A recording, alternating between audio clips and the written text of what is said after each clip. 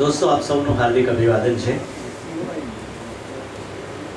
साहित्य संगम, गुजराती साहित्य परिषद, नर्मद साहित्य सभा, साहित्य प्रेमीओ सौ वती अमे कलाकारों वती आप सौ आपनो समय लईने અહીં આવ્યા છો એ બદલ આભારી છીએ।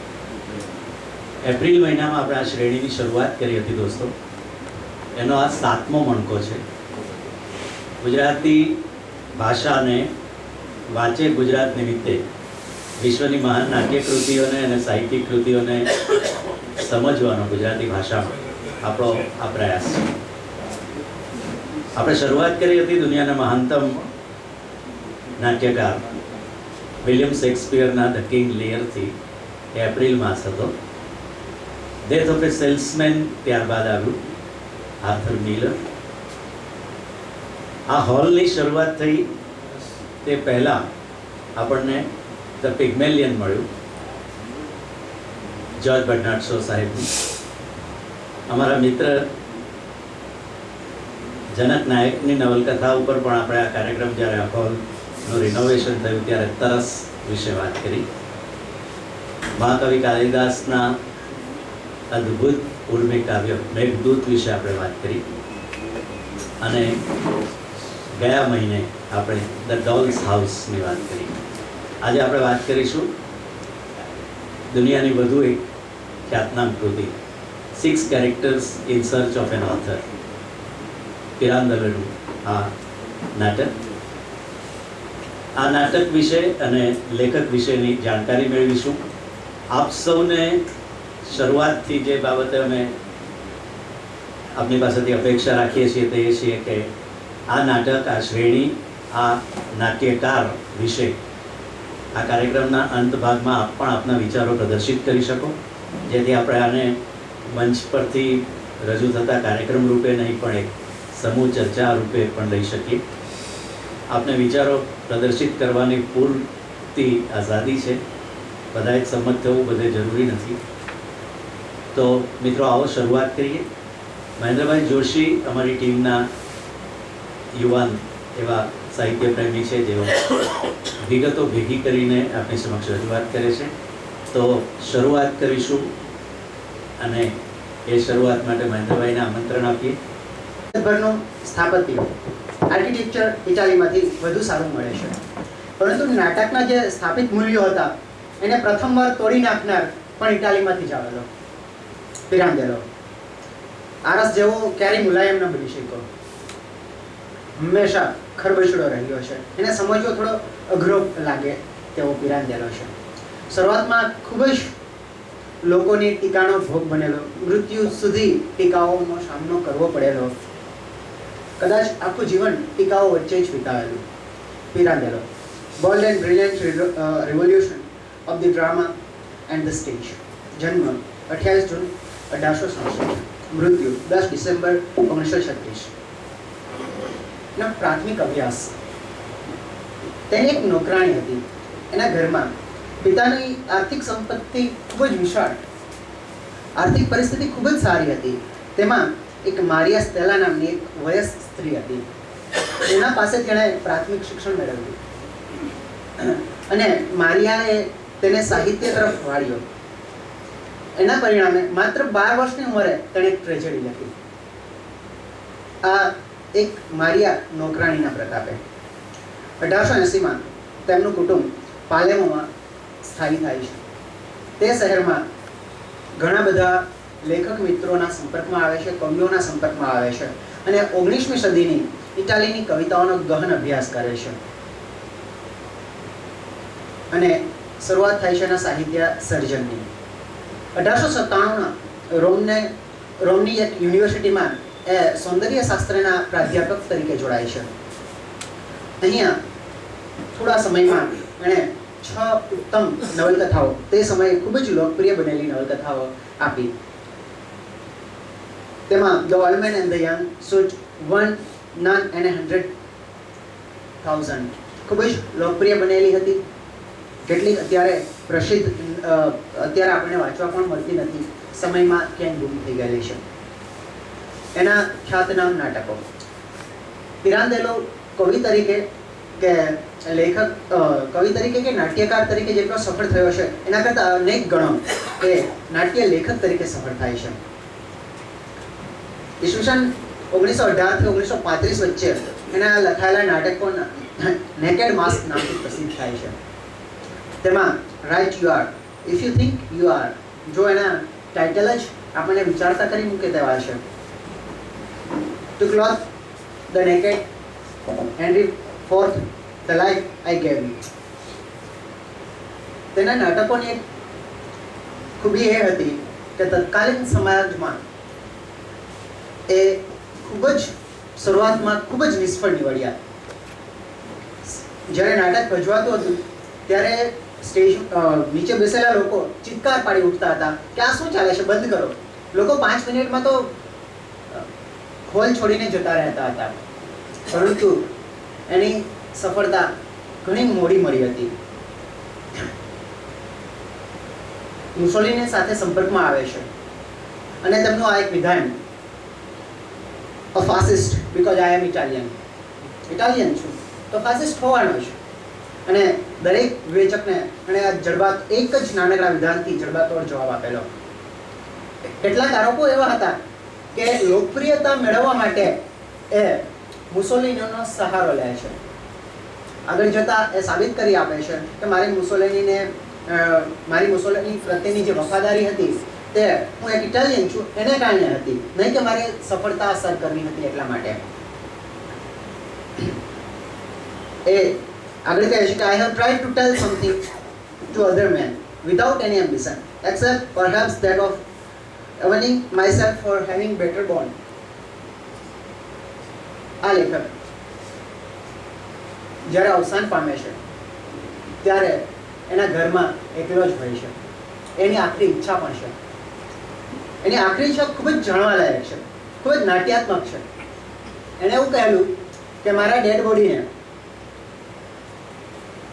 જ્યારે તમે કબ્રસ્તાન સુધી લઈ જાઓ ત્યારે એને નગ્ન દેહે લઈ જજો અને કોઈ સભા સરઘસ ધાર્મિક વિધિ વિધાનો કરતા નહીં.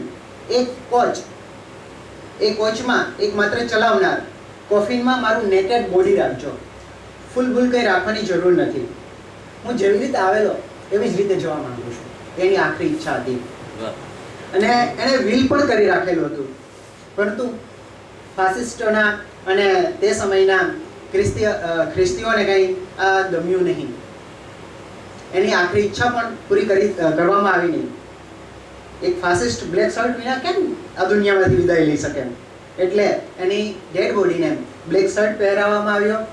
હા, કોઈ ભવ્ય સમારંભ તો નહોતો કરવામાં આવ્યો, પરંતુ એને કાળા કપડાઓમાં જ વિદાય આપવામાં આવી હતી. આમ આ દુનિયાને આટલું મહાનતમ નાટક, આટલી મહાનતમ એક રિવોલ્યુશન થિયેટરની અંદર જે ક્રાંતિ આપી એની એક આખરી ઈચ્છા પણ આપણે પૂરી નથી કરી શક્યા. આ લેખકનું સૌથી વધારે જાણીતું, માણીતું અને ખૂબ જ ચર્ચા જગાવનાર નાટક six characters in search of an author.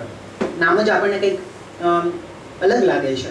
નથી તો કોઈ કવિતા હોય એને નાટકોના બધા જ નામ જુઓ થોડા હટકે લાગે છે, થોડી એબ્સર્ડિટી પણ જોવા મળે છે.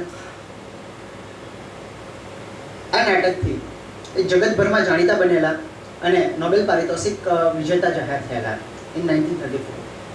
આ નાટક વિશે વધુ વાત નરેશભાઈ કરશે.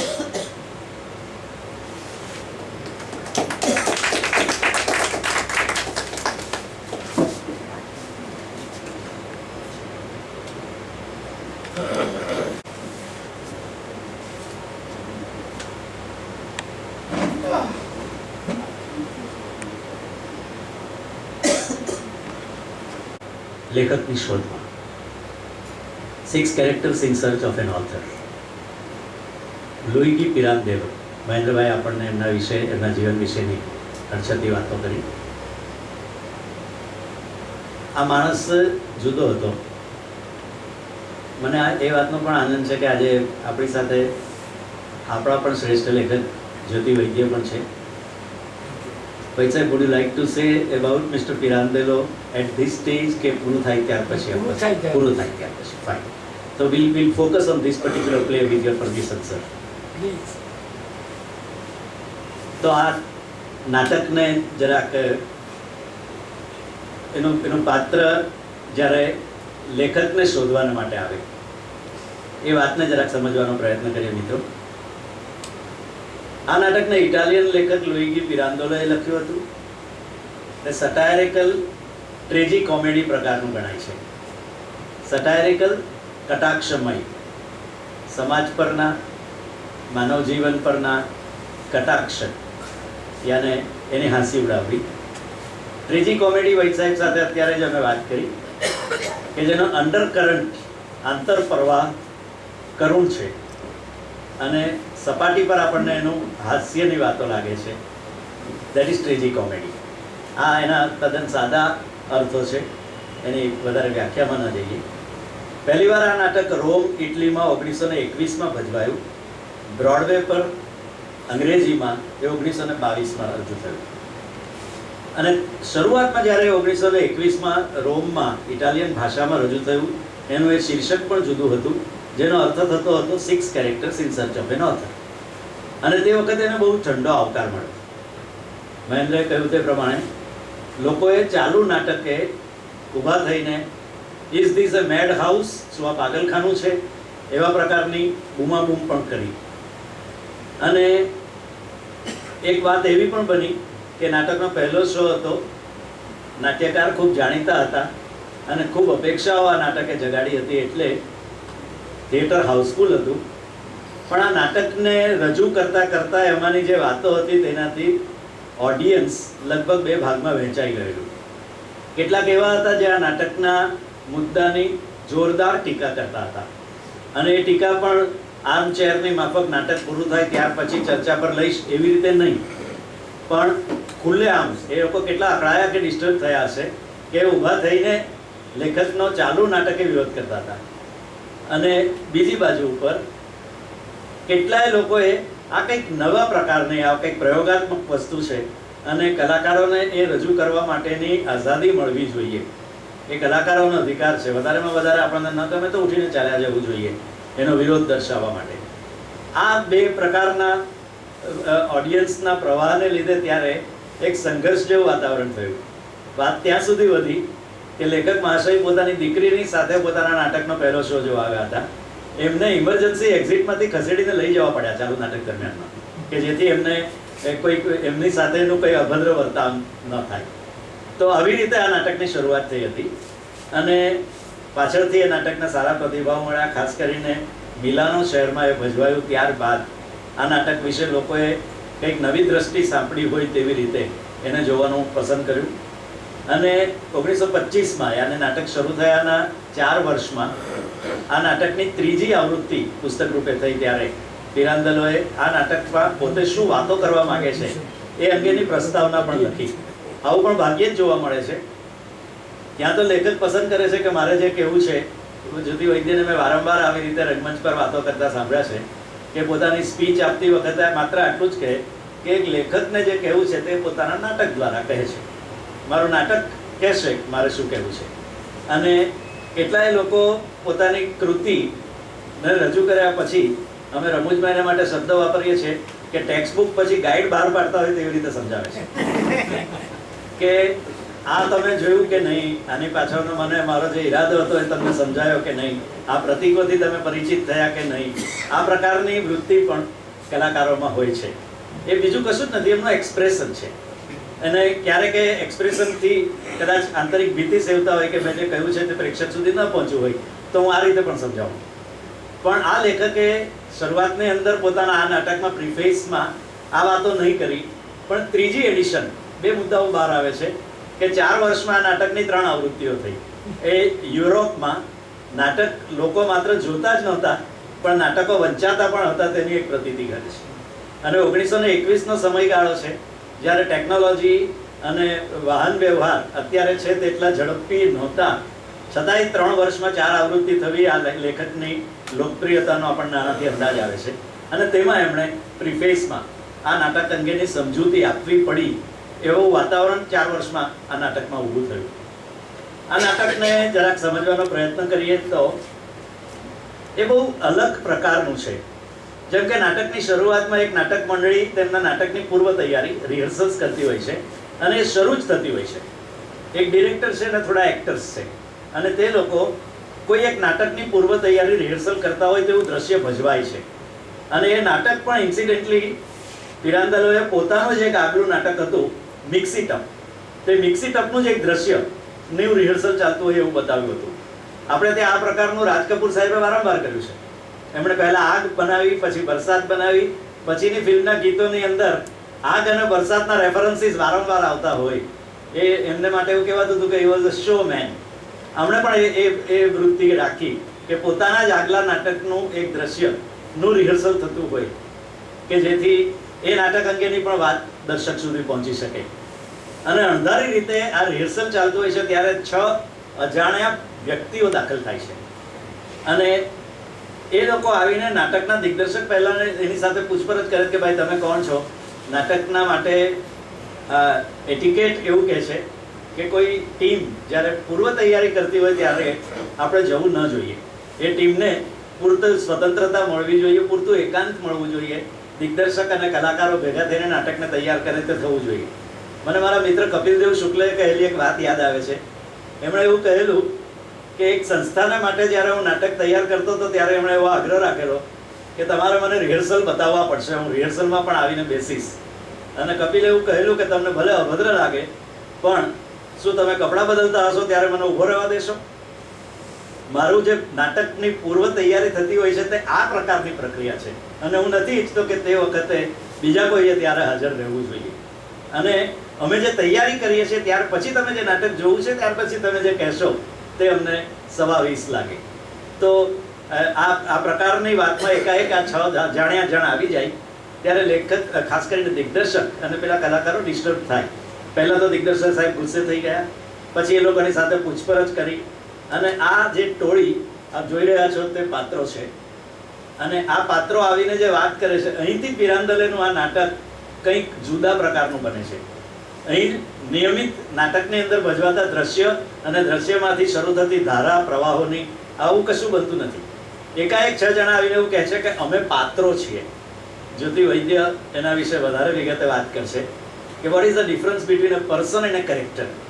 કોઈ વ્યક્તિ આવીને એવું કહે કે હું માણસ છું તો અલગ વાત છે, પણ હું એક પાત્ર છું એવું કહેવું એ આખી વાત જુદી છે.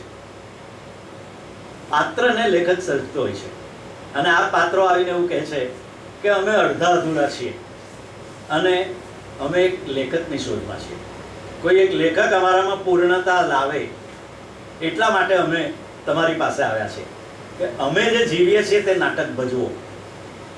અને એમાંથી આ નાટક કદાચ વિશ્વવિખ્યાત બન્યો છે એવું મને લાગે છે. આ એક તદ્દન અલગ પ્રકારની, નવી પ્રકારની વાત હતી.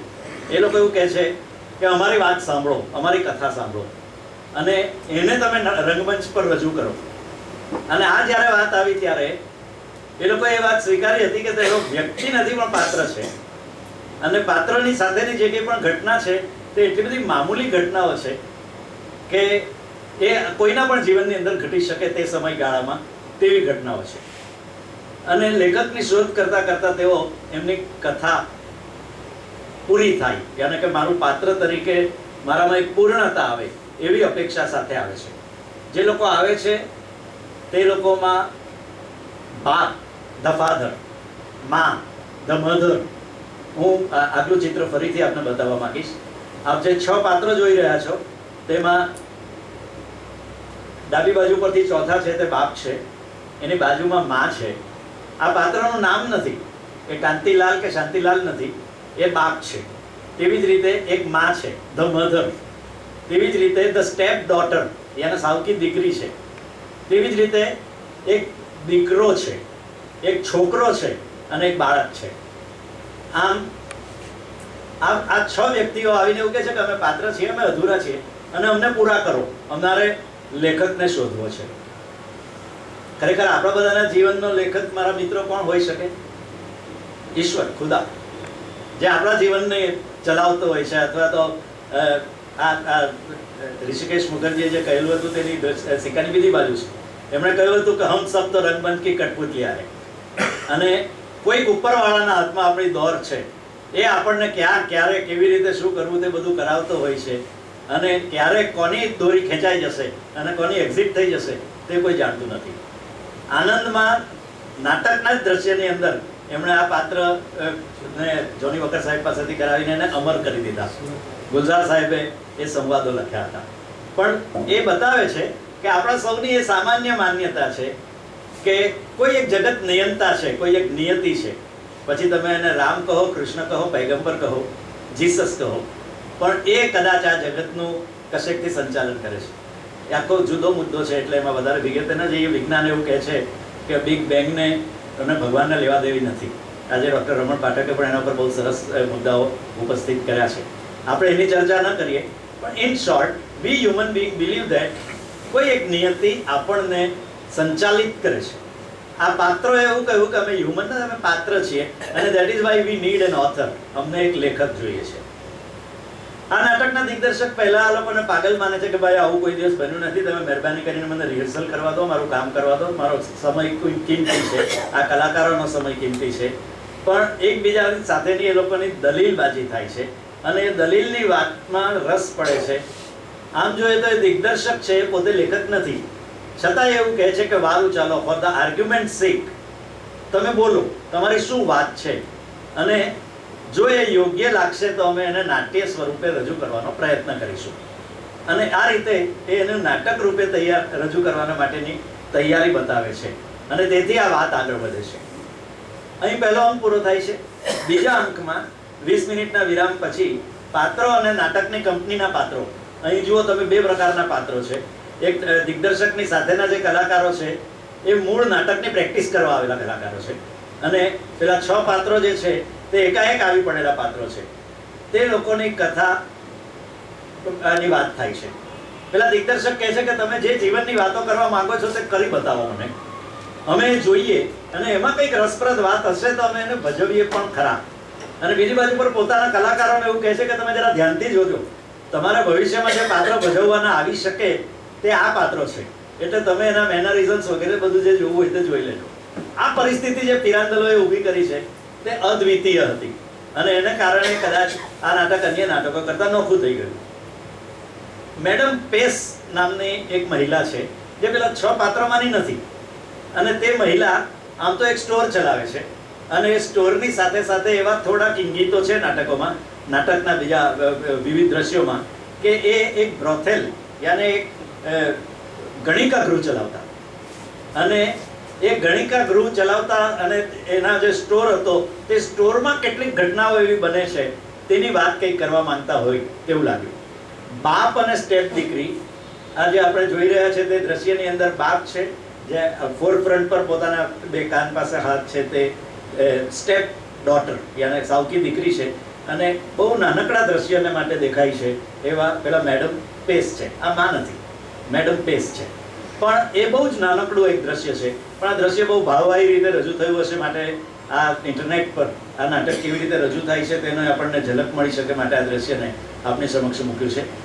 તો વાત એટલી બધી સાદી છે, અને કશું એની અંદરથી કંઈ બહુ મોટી ઘટનાઓ મળતી નથી તેવી વાત છે. પાત્ર દ્રશ્ય અંગે એકદમ સાચુકલી રજૂઆતના આગ્રહી છે. તેઓ લોકો એવું કહે છે કે મેડમ પેસનો સ્ટોર હોય તો જેવો સ્ટોર છે બરાબર એવી જ રીતે રંગમંચ બનવું જોઈએ, એમાંની એક પણ વસ્તુ આમ તેમ ન હોવી જોઈએ. યાને કે અહીંથી પહેલી વખત એક વિનિયોગ, એક કોમ્યુનિકેશન શરૂ થાય છે પેલા પાત્રો જે અધૂરા છે અને દિગ્દર્શક વચ્ચે, અને તે એવી રીતે શરૂઆત થાય છે કે નાટક આવું હોવું જોઈએ. અહીં પિરાન્દલો એની સીમા ઉપરથી બહાર નીકળવાનો પ્રયત્ન કરે છે કે નાટક કેવું હોવું જોઈએ.